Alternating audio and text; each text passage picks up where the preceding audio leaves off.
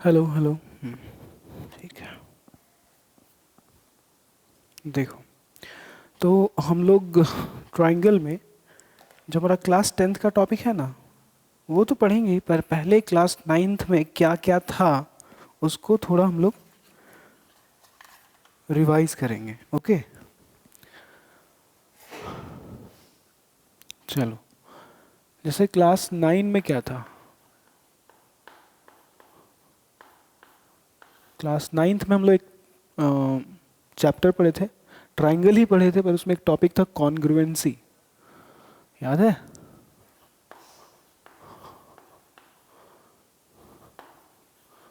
Congruency, है ना? उसमें क्या था, एकदम साफ साफ देखो क्या था, याद दिलाते हैं हम। दो ट्राइंगल था, इस तरीके से।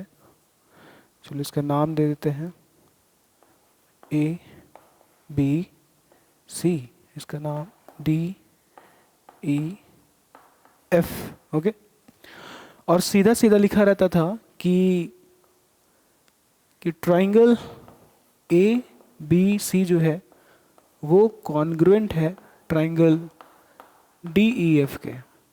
पहले तो कॉन पहले तो कॉन्ग्रुएंट का मतलब होता है शेप दोनों का सेम होना चाहिए। मतलब ट्राइंगल है तो ट्राइंगल ही होना चाहिए ना।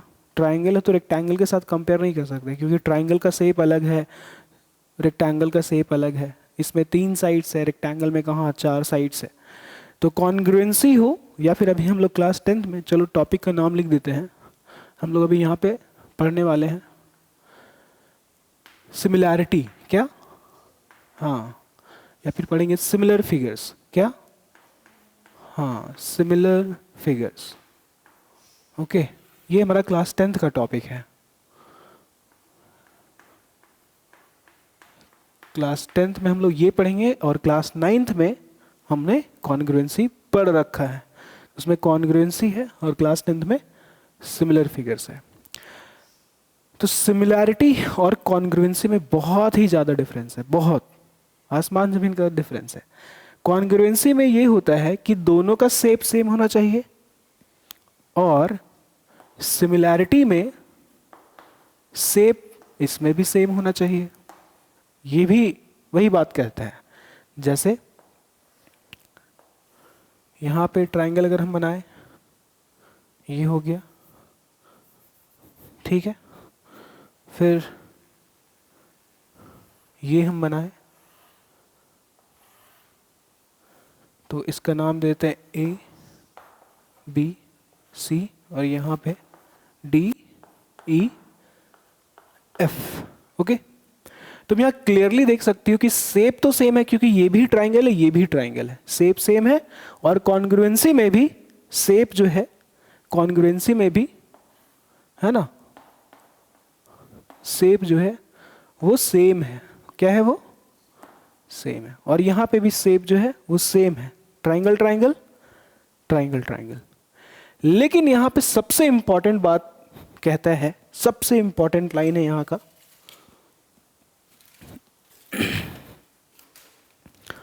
कॉन्ग्रुएंसी में, कि इसका जो साइज होगा ना, वो साइज जो होगा ये भी सेम टू सेम होना चाहिए, दैट इज इक्वल होना चाहिए। जितना बड़ा ये, उतना ही बड़ा ये होना चाहिए। बिल्कुल, जैसे तुम अपने हाथ को देख सकते हो, अपने हाथ, ये दोनों हाथ ऐसे एक दूसरे के ऊपर लेकर के आओ, देखो। अगर राइट हैंड से राइट हैंड को देखोगे तो लेफ्ट हैंड नहीं दिखेगा, लेफ्ट हैंड को देखोगे तो राइट हैंड नहीं दिखेगा। मतलब परफेक्टली बाउंड्री टू बाउंड्री जो है कोइंसाइड कर गया। मतलब ये शेप जो है दोनों का तो सेम है ही, और साइज एग्जैक्टली प्रिसाइजली सेम है, 100% सेम है। तो इसको बोलते हैं कॉन्ग्रुएंट फिगर्स बोलते हैं। आ रहा है बात समझ में? लेकिन शेप सेम होगा। क्या होगा? शेप सेम होगा, लेकिन जो साइज होगा ना, जो साइज होगा वो डिफरेंट होगा। क्या होगा? डिफरेंट। तब समझ जाना कि अच्छा ये दोनों सिमिलर फिगर्स है। कैसा फिगर्स है? Similar figures. आ गया बात समझ में?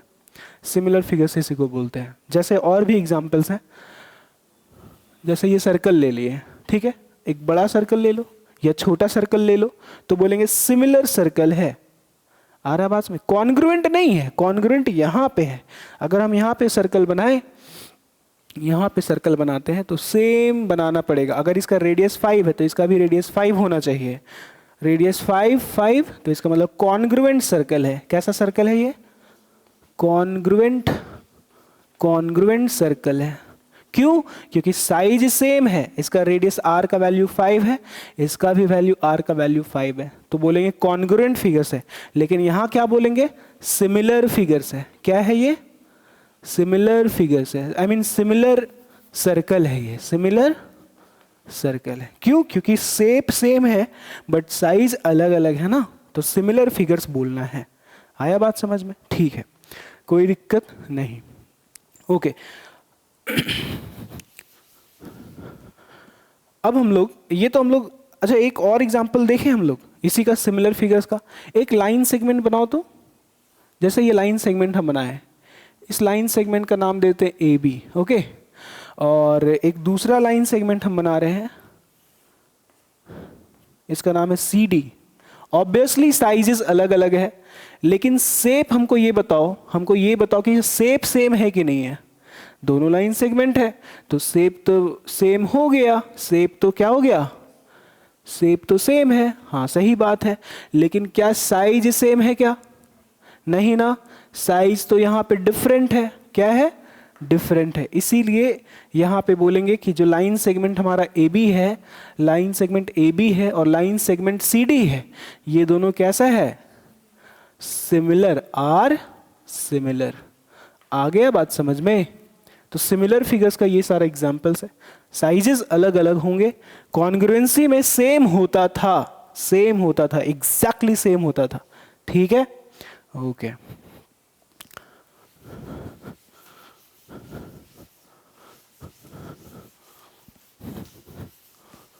अब याद करो कि हमारा वहां पे कॉन्ग्रुएंसी जब हम लोग पढ़ते थे तो कॉन्ग्रुएंसी से हम लोग को बहुत सारा बेनिफिट्स मिलता था। याद है? बेनिफिट्स मिलता था। हम लोग बात करते हैं कॉन्ग्रुएंसी ऑफ टू ट्राइंगल्स, हम लोग बात करेंगे, है ना। यहाँ पे अब बात करेंगे कॉन्ग्रुएंसी ऑफ टू ट्राइंगल्स। ये ट्राइंगल्स तो बना ही हुआ है, बस हेडिंग चेंज कर देते हैं क्योंकि हम लोग यहाँ पे बहुत सारे एग्जांपल्स देखे थे। तो यहाँ पे अब सीधा सीधा बात करेंगे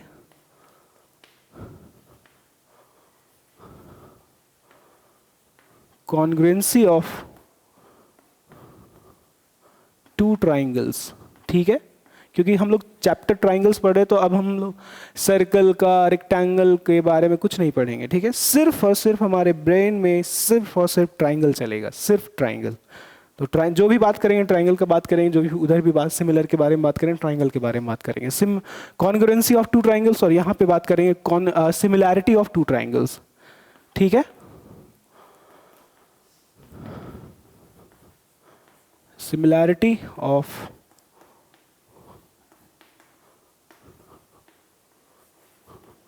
टू ट्राइंगल्स। ओके, तो यहाँ पे जैसा कि बनाया हुआ है दो ट्राइंगल।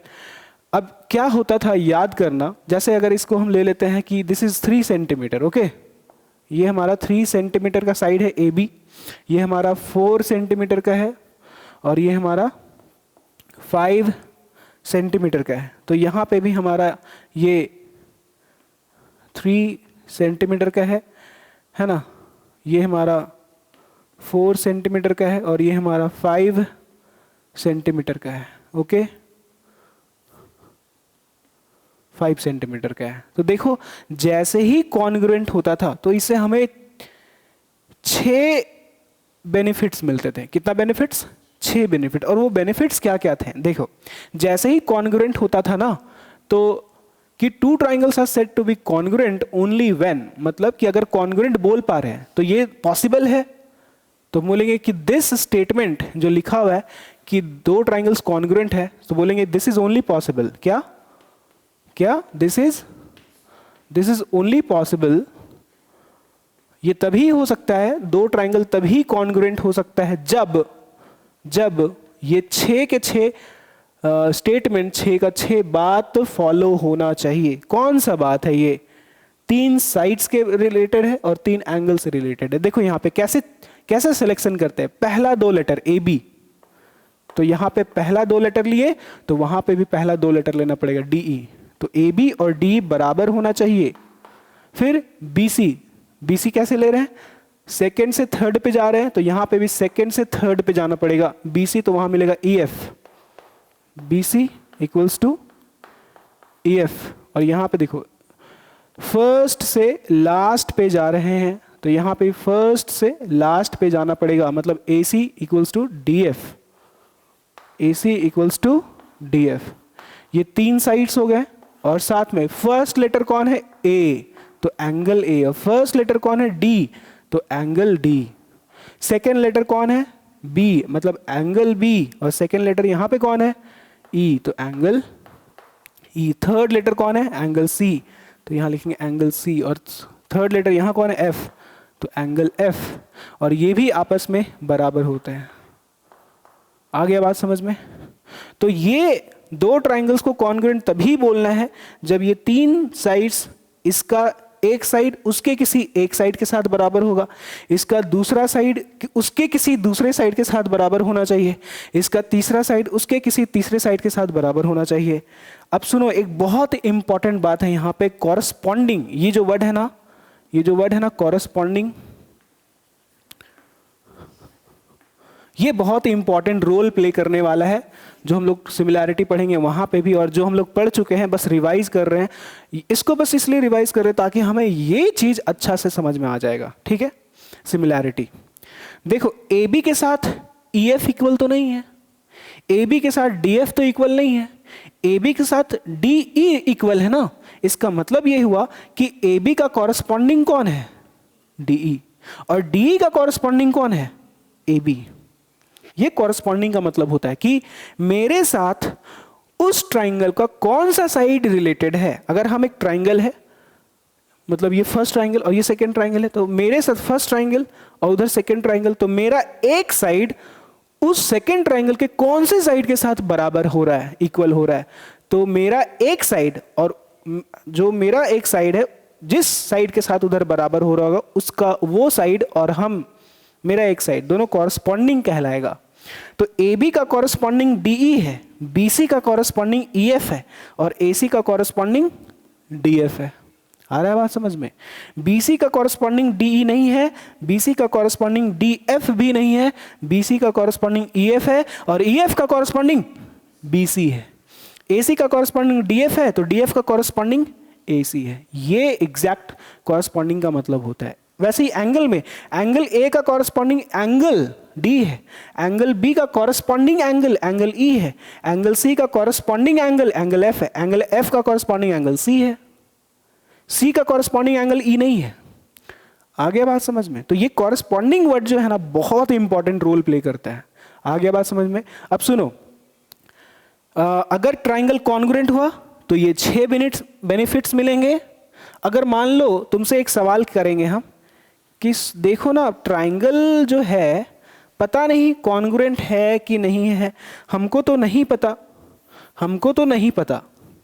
सो बोलेंगे कि जैसे ट्राइंगल ए बी सी जो है क्या कॉन्ग्रुएंट है, बता सकती हो क्या? तो हम बोलेंगे कैसे बताएं कैसे बताएं। हम बोलेंगे ये सारा कंडीशंस जो है ना, ये वाला जो एंगल्स वाला कंडीशंस, साइड्स वाला कंडीशंस, ये गिवन है। क्या है ये? गिवन का मतलब समझ में आता है? गिवन का मतलब होता है स्टेटमेंट में, क्वेश्चन में दिया हुआ रहेगा, वो बता देगा, जिसको हम लोग गिवन स्टेटमेंट को हमेशा हम लोग यूज करते हैं अपने बेनिफिट्स के लिए। हम अपने बेनिफिट्स कहने का मतलब है हम अपने क्वेश्चन में क्या टारगेट है हमारा, उस टारगेट तक पहुंचने के लिए जो भी गिवन इन्फॉर्मेशन रहते हैं उनको यूज करते हैं।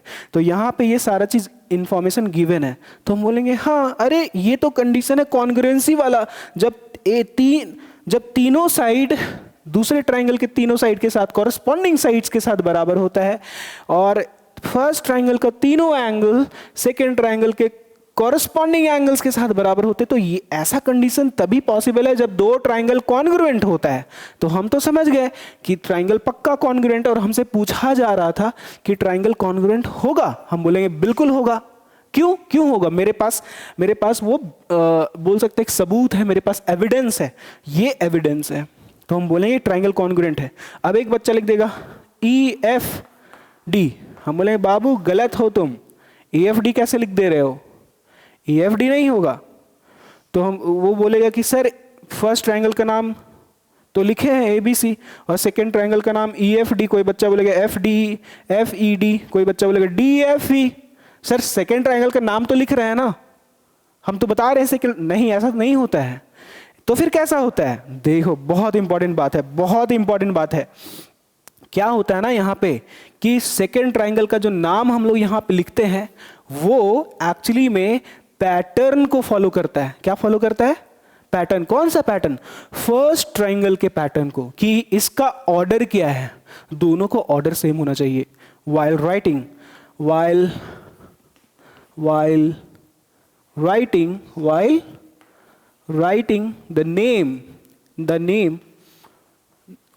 the names or you can say orders, है ना, orders मतलब समझ रही हो कि किस तरीके से लिख रहे हो, ABC लिख रही हो या CBA लिख रही हो या ACB लिख रही हो या BAC लिख रही हो, ये ऑर्डर कहलाता है ना। while writing the names or you can say order we have to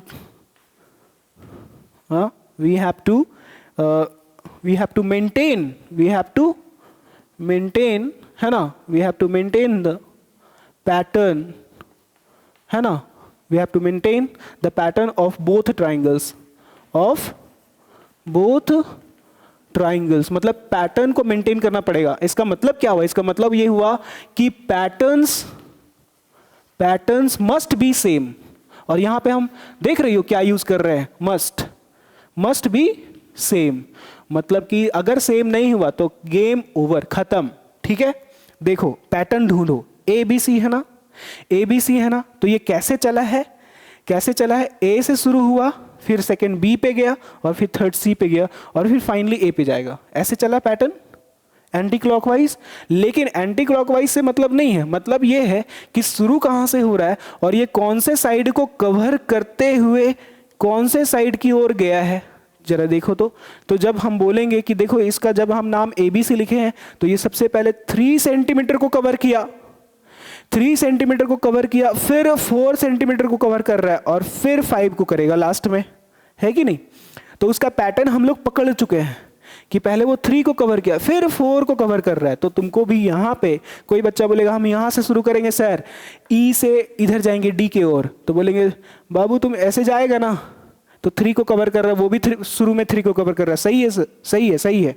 फिर अगर उसका पैटर्न इस तरीके से रहेगा तो देखो तो जरा, सेकंड में 5 को कवर करवा रहा है, उधर सेकंड में किसको कवर हुआ था, 4 को कवर कर रहा है ना, 3 के बाद 4 और यहाँ पे 3 के बाद 5, गलत हो गया पैटर्न। और यहाँ पे बोला गया कि pattern must be same, pattern गलत नहीं होना चाहिए। अगर फर्स्ट वाला ट्राइंगल 3 के बाद 4 को कवर कर रहा है तो सेकंड ट्राइंगल में भी 3 के बाद 4 ही कवर होना चाहिए, मतलब इसका भी पैटर्न जो होगा वो ऐसे ही चलेगा। समझ में आ रहा है? तो इसका नाम कैसे होना चाहिए, DEF होना चाहिए, तब ना मिलेगा 3 के बाद 4 और फाइनली 5, एग्जैक्टली उस पैटर्न के जैसा। तो यहां पे क्या लिखना होगा, ट्राइंगल DEF। आ गया बात समझ में? तो अब हम लोग बोलेंगे ये क्यों सीख रहे हैं पैटर्न वाला चीज, क्योंकि एग्जैक्टली ये वाला हम लोग यहां पे भी पढ़ेंगे, सिमिलैरिटी में भी पैटर्न को देखना पड़ेगा। आ रहा है बात समझ में? ठीक है, हम यहाँ पे ये बेनिफिट्स मिल रहे हैं हम लोगों को। अच्छा यहाँ पे ना हम एक बार और हम नाम चेंज करना चाहेंगे। देखो ट्राइंगल यहाँ पे अगर मान, अच्छा पहला ट्राइंगल का नाम जरूरी है कि यहीं से शुरू करना है ABC? नहीं, पहला ट्राइंगल का जो मन करे तुम्हारा वो लिख सकती हो। जैसे मेरा मन कर रहा है ना कि हम लिखे CAB, मेरा मन कर रहा है CAB लिखने का, CAB तो कॉन्ग्रुएंट होगा ये किस ट्राइंगल के साथ, तो सेकेंड वाला ट्राइंगल क्या फॉलो करता है, ये फॉलो करता है फर्स्ट वाले ट्राइंगल के पैटर्न को। किसको? पैटर्न को।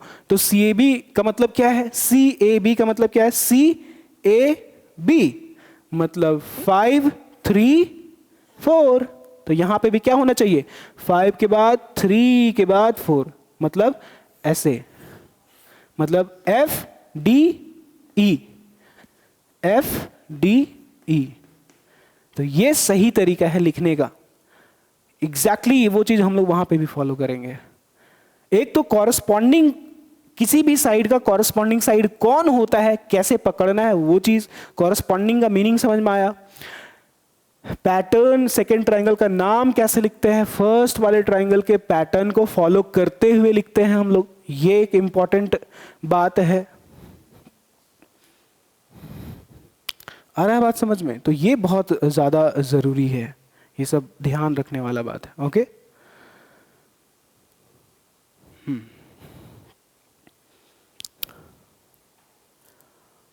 चलो तो यहां तक समझ में आ गया। कॉन्ग्रुएंट फिगर्स और उसके बेसिस पे ये बेनिफिट्स मिलते हैं। तो अब सिमिलैरिटी पे आते हैं। ये हमारा क्लास 9th का टॉपिक था, जो कि रिवीजन हम लोग कर लिए, इसलिए बस रिवीजन किए ताकि हमें वो चीज जल्दी समझ में आ जाएगा। ओके,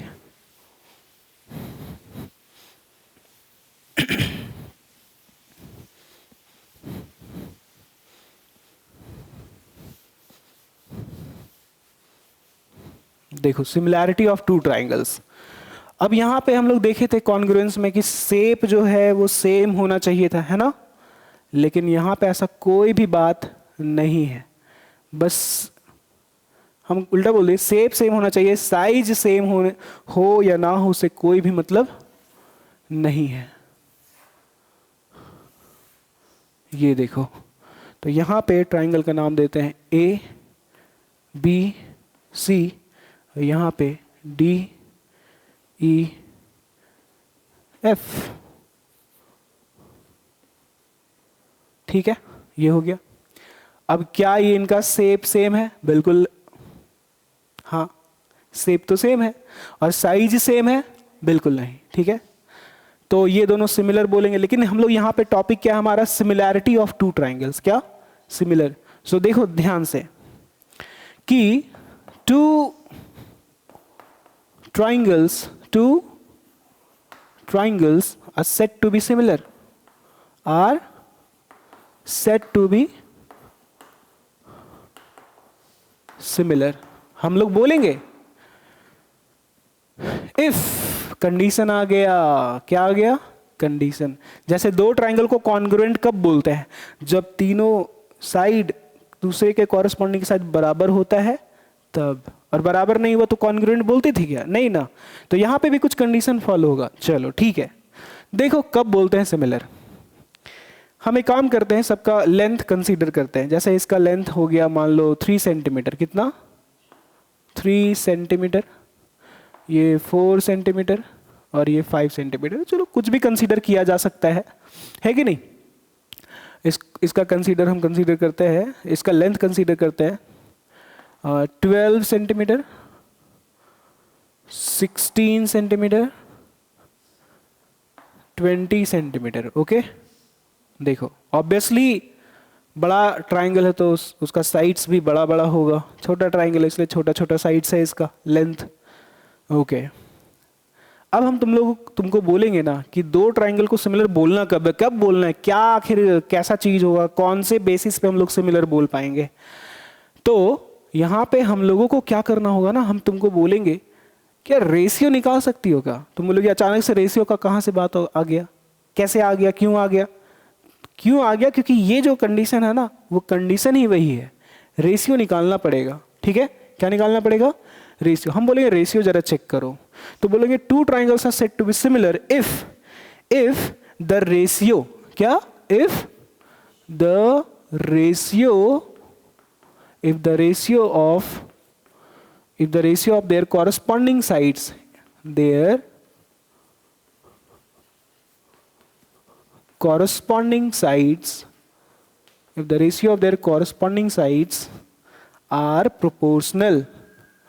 आर प्रोपोर्शनल मतलब क्या होता है? आर इक्वल बोल दो, कोई दिक्कत नहीं है, इक्वल बोलो, प्रोपोर्शनल बोलो, एक ही बात है। ठीक है, प्रोपोर्शनल कहने का मतलब क्या हुआ? कहने का मतलब ये है कि अभी क्या है कि कोई बच्चा बोलेगा कि रेशियो निकालना है सर, हम समझ गए सर, दो ट्राइंगल को सिमिलर बोलना है, कब बोलना है? Two triangle said to be similar, कब बोलना है? ये कंडीशन है कि हमें रेशियो देखना पड़ेगा। किस चीज का ratio? Ratio of their corresponding sides. अच्छा, रेशियो निकालना पड़ेगा और रेशियो क्या होना चाहिए? इक्वल। ठीक है, एक बच्चा बोलेगा सर हम रेशियो निकालने जा रहे हैं ए बी का।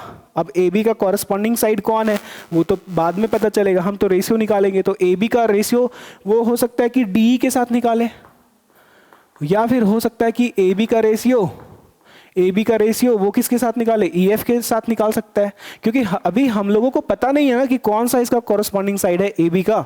इसलिए ए बी का रेशियो हो सकता है कि वो डी एफ के साथ निकाले, ऐसा हो सकता है। ए बी का रेशियो वो डी एफ के साथ निकाले, ऐसा होगा।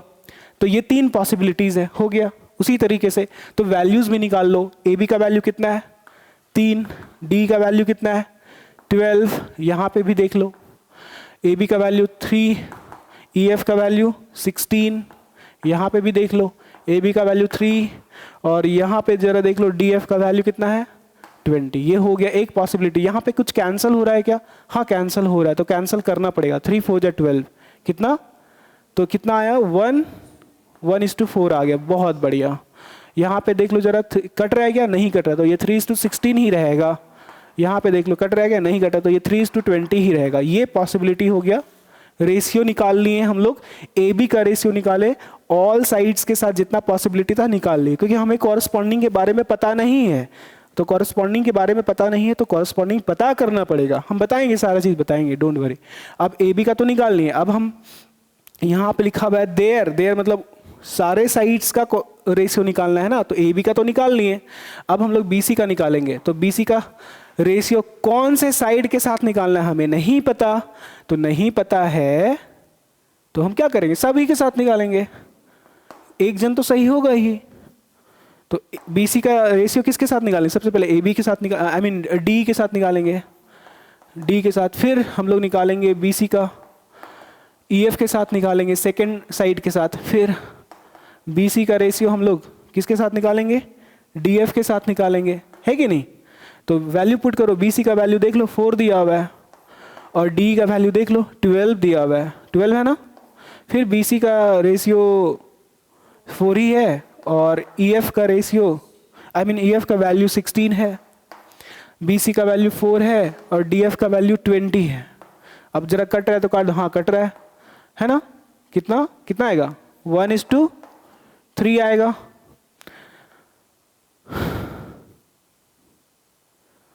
और यहाँ पे करेंगे तो कितना आएगा? 1:4 आएगा और यहाँ पे 1:5 आ रहा है ना? इतना ही आ रहा है, ठीक है, कोई दिक्कत नहीं है। अब आगे हम लोग ए बी का रेशियो निकाल लिए, हम लोग बी सी का रेशियो निकाल लिए। अब क्या बच गया? ए सी का रेशियो। तो ए सी का रेशियो सबसे पहले डी ई के साथ निकालेंगे, फिर ए सी का रेशियो हम लोग ई एफ के साथ निकालेंगे, फिर हम लोग ए सी का रेशियो कितना? डी एफ के साथ निकालेंगे। चलो वैल्यूज पुट करो। तो ए सी का वैल्यू कितना? 5 और इसका वैल्यू कितना? 12, फिर 5, फिर कितना? 16। ई एफ का वैल्यू 16 है। फिर ए सी का वैल्यू कितना? 5 और डी एफ का वैल्यू कितना? डी एफ का वैल्यू कितना? 20। कट रहा है तो काटो, नहीं कट रहा है तो मत काटो। 5 से 12 नहीं कटेगा, 5 12 ही रहेगा ये। फिर ये कट रहा है क्या? नहीं कटेगा, तो ये इतना ही रहेगा, 5 16 ही रहेगा, 5:16। और ये कट, हाँ कट रहा है, 5 4 जा 20, तो ये कितना आ रहा है? 1:4। हम लोग ऑल पॉसिबल रेशियोज निकाल लिए नहीं? चलो ठीक है। अब यहाँ पे दो ट्राइंगल्स को हम लोग सिमिलर बोलेंगे। 2 triangles are said to be similar only when, या फिर यू कैन से इफ, तभी कह सकते हैं जब the ratio of their corresponding sides, corresponding कौन है वो ऑटोमेटिकली अभी हम लोग को पता चल जाएगा। बस इतना पे फोकस करो कि क्या, इतना पे फोकस करो कि ratio of the sides must be what? Equal. देख लो रेशियो कहाँ पे इक्वल है, कहाँ पे इक्वल है? 1:4 है कहीं, इसमें 1:4 है कहीं पे, यहाँ पे है 1:4 हमको, या फिर और इसमें भी 1:4 होना चाहिए। यहाँ देखो दिखाई दिया जैसे, और 3:16, यहाँ पे 3:16 कहीं है? नहीं है। इसमें है कहीं? नहीं है। 3:20 कहीं है? 3:20 देखो तो, 3:20 कहीं है? नहीं है। 3:20 भी नहीं है, 3:16 भी नहीं है। तो ये दोनों तो मैच ही नहीं कर रहा है। मैच कौन कर रहा है? 1:4 1:4, 1:4। और 1:4 का मतलब क्या, ये AB:DE, BC:EF और AC:DF। ये जो कॉरस्पॉन्डिंग कॉरस्पॉन्डिंग भी पता चल गया। AB का कॉरस्पॉन्डिंग कौन, DE, BC का कॉरस्पॉन्डिंग कौन, EF और AC का कॉरस्पॉन्डिंग कौन, DF। क्यों बोल रहे हैं, क्योंकि जब हम रेशियो निकाले हैं ना, साइड्स का रेशियो क्या देखने को मिला, इक्वल। और ये what is this is the condition for the similar for this is the condition to be similar of two triangles. दो ट्राइंगल सिमिलर तभी होगा जब रेशियो इक्वल होगा। हमें रेशियो इक्वल इक्वल इक्वल देखने को मिल गया, इसका मतलब हम बोलेंगे कि दो ट्राइंगल सिमिलर है। आया बात समझ में। तो कौन सा देखने को मिला, AB:DE, AB:DE है ना, ये इक्वल है किसके साथ, BC:EF, ये इक्वल है किसके साथ, हाँ AC:DF के साथ इक्वल हुआ कि नहीं। इसका मतलब प्रोपोर्शनल इसी को बोलते हैं। मतलब रेशियोज को जब बराबर करते तो प्रोपोर्शनल बोला जाता है। इस चीज को ऐसे भी लिखा जा सकता है क्या, AB/DE, BC/EF और AC/DF। देख लो ये सब के सब कितना के बराबर है, ये सब के सब 1:4 दैट इज 1/4 के बराबर है ना। अगर ये मिला मतलब कि इतना सारा रेशियोज में कम से कम ऐसा एक बार मिलना चाहिए कि उसमें कम से कम एक रेशियो, सेकंड में एक रेशियो, थर्ड में एक रेशियो बराबर होना चाहिए। सोच के देखो कि ये भी मैच नहीं करता, ये देखो ये दोनों तो मैच नहीं कर रहा है, ये भी मैच नहीं करता, तो ऐसा लिख पाते नहीं। और ट्राइंगल सिमिलर हो पाता नहीं। तो ट्राइंगल्स, दो ट्राइंगल्स का सिमिलर होने के लिए जरूरी है कि कम से कम एक रेशियो सेम होना चाहिए, एक रेशियो सेम होना ही चाहिए। और हमें एक रेशियो का ही जरूरत था, उस AB के हेल्प से एक रेशियो, BC के हेल्प से एक रेशियो, AC के हेल्प से एक रेशियो सेम होना चाहिए था। हमें सेम देखने को मिल गया। AB का कॉरस्पॉन्डिंग कौन, DE, DE का कॉरस्पॉन्डिंग कौन, AB, एक दूसरे का ये लोग कॉरस्पॉन्डिंग है। BC का कॉरस्पॉन्डिंग कौन, EF और EF का कॉरस्पॉन्डिंग कौन, BC। AC का कॉरस्पॉन्डिंग कौन, DF और DF का कॉरस्पॉन्डिंग कौन, AC। तो यहां पे कॉरस्पॉन्डिंग साइड्स का रेशियो क्या है, इक्वल है, प्रोपोर्शनल है। आगे बात समझ में। और ऐसा जब मिलता है तब हम कहते हैं अरे ऐसा हो गया, तब हम बोलेंगे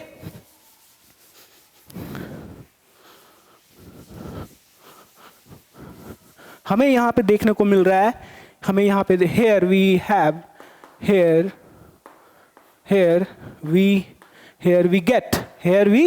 get what, here we get the ratio है ना, the ratio of their corresponding sides. The ratio of their corresponding sides are proportional, or you can say what, हाँ ये हमें देखने को मिल रहा है कि नहीं मिला।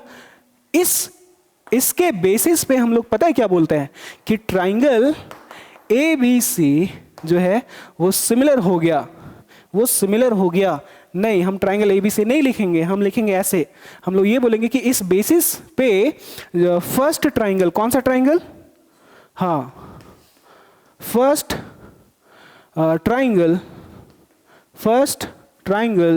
is similar, is what, हाँ is similar हो चुका है, is similar to second triangle। आया बात समझ में। ये फर्स्ट ट्राइंगल सेकेंड ट्राइंगल के साथ सिमिलर हो चुका है।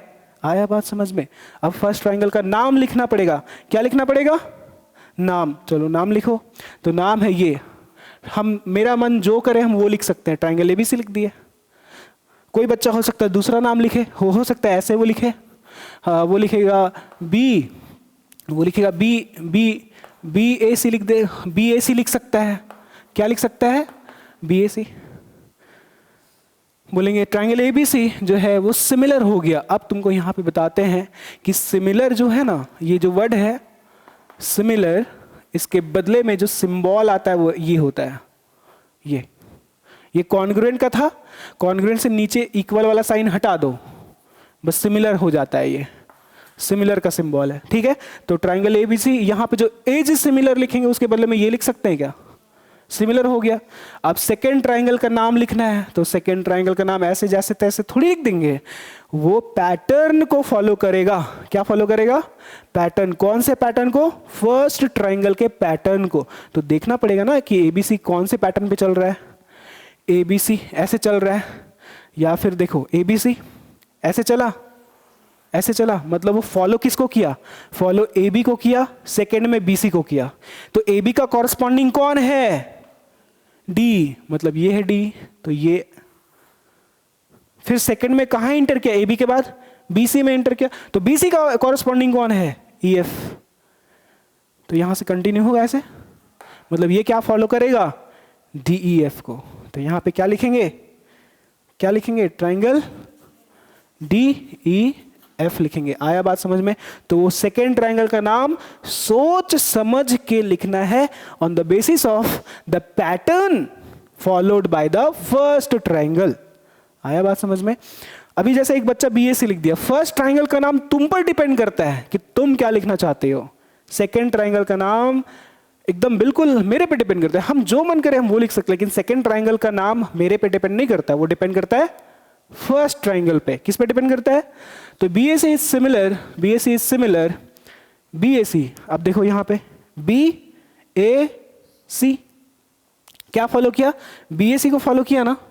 तो देखो यहां पे ये फॉलो किया बी ए सी। तुम क्या करो, ऐसे फर्स्ट दो लेटर को लिखो यहां पे बी ए, फिर ए सी को लिख लो ऐसे। तो बी ए का कॉरस्पॉन्डिंग कौन है? देख लो यहां पे बी ए का कॉरस्पॉन्डिंग कौन है? डी, तो यहाँ डी लिखेंगे। और ए सी का कॉरस्पॉन्डिंग कौन है? D F, D F, D F. तो ये चला है बी ए सी ऐसे, तो ये कैसे चलेगा? D E F. आ रहा है बात समझ में? नहीं आ रहा है? अच्छा ऐसे छोड़ दो, ये थोड़ा कंफ्यूजिंग हो सकता है। देखो यहाँ पे ऐसे जज करो, ये यहाँ पे क्या नाम लिखा हुआ है? बी ए सी। ये चला बी ए सी, मतलब ऐसे कर सकती हो कि एक सिंगल टिक हम कर दिए यहाँ पे, पहले बी ए को कवर किया फिर ए सी को कवर करा, मतलब सेकंड डबल टिक कर दिए। अब देखो तुम बी ए का कॉरस्पॉन्डिंग कौन है? बी ए का डी, तो डी ई कहाँ है? डी ई, तो इसमें सिंगल टिक कर दो क्योंकि बी ए में सिंगल, तो डी एफ डी ई में भी सिंगल क्योंकि दोनों कॉरस्पॉन्डिंग है। फिर ये बी ए के बाद ए सी पे गया, सेकेंड साइड ए सी, तो ए सी का कॉरस्पॉन्डिंग कौन है? ए सी का कॉरस्पॉन्डिंग है डी एफ, AC का कॉरस्पॉन्डिंग DF। तो AC में अगर डबल टिक है तो DF में भी डबल टिक करेंगे। क्यों? क्योंकि AC का कॉरस्पॉन्डिंग DF है, इस वजह से। तो ये फॉलो किया है BAC को। BAC मतलब ये सिंगल टिक को कवर करते हुए डबल टिक की ओर गया, तो ये भी सिंगल टिक को कवर करते हुए डबल टिक की ओर जाएगा, मतलब EDF। तो यहाँ पे क्या लिखेंगे? EDF। आगे बात समझ में कि सिमिलैरिटी लिखना कैसे है? पैटर्न को ढूंढना है। किसको ढूंढना है? पैटर्न को। क्या यहां तक क्लियर है? सिमिलैरिटी समझ में आ गया। दो ट्राइंगल को सिमिलर कब बोलना है? जब ये कंडीशन फॉलो होगा तब। जैसे कॉन्ग्रुएंट में जब कॉरस्पॉन्डिंग साइड्स वहां क्या होता था? इक्वल। यहां इक्वल नहीं होता है, यहां पे कॉरस्पॉन्डिंग साइड्स को बराबर नहीं करते, यहां पे कॉरस्पॉन्डिंग साइड्स को रेशियो निकालते हैं और वो ratios must be same to same, then we can say that two triangles are similar. वहां पे दो कॉरस्पॉन्डिंग साइड्स बराबर होता था तो कॉन्ग्रुएंट, यहां पे कॉरस्पॉन्डिंग साइड्स का रेशियो बराबर होता है तो सिमिलर। ठीक है, कॉपी करो इसको। अच्छा, और भी बेनिफिट्स मिलेगा क्या? हाँ, साइड से रिलेटेड तो हम लोग सब कुछ जान गए। एंगल सेम होता है, जैसे यहाँ पे एंगल्स, जैसे ए है तो एंगल ए अगर 30 डिग्री है तो एंगल डी भी 30 डिग्री होगा। एंगल बी 50 डिग्री है तो एंगल ई 50 डिग्री होगा। एंगल सी 100 डिग्री है तो एंगल एफ भी 100 डिग्री होगा. This means you can write that angle A equals to angle D, angle B equals to angle E, angle C equal to angle F लिख सकते हो यहाँ पे and के बाद. मतलब पहला चीज ये मिला और दूसरा चीज हमें ये मिलेगा. एंगल A बराबर angle D comma angle B बराबर एंगल E कॉमा एंड भी लिख सकती हो angle C equals to angle F. ये भी बेनिफिट मिलता है. कॉरस्पॉन्डिंग साइज का रेशियो बराबर होता है एंड कॉरस्पॉन्डिंग एंगल्स बराबर हो जाते हैं. तो एंगल A का कॉरस्पॉन्डिंग कौन? D. एंगल B का कॉरस्पॉन्डिंग कौन? Angle E. एंगल C का कॉरस्पॉन्डिंग कौन? Angle F. ऐसा क्यों? क्योंकि फर्स्ट लेटर A है, फर्स्ट लेटर D है, इसलिए A और D corresponding. Second letter B है, सेकेंड लेटर E है, तो B एंगल B और angle E corresponding. Third letter C है, थर्ड लेटर F है, C और F angle C angle F corresponding. Angle C और एंगल F. इसीलिए हम इसमें तीन मार्क, तीन कर्व बना रहे. तीन कर्व, दो curve, single curve, single curve. Okay, this is all about similarity of two triangles.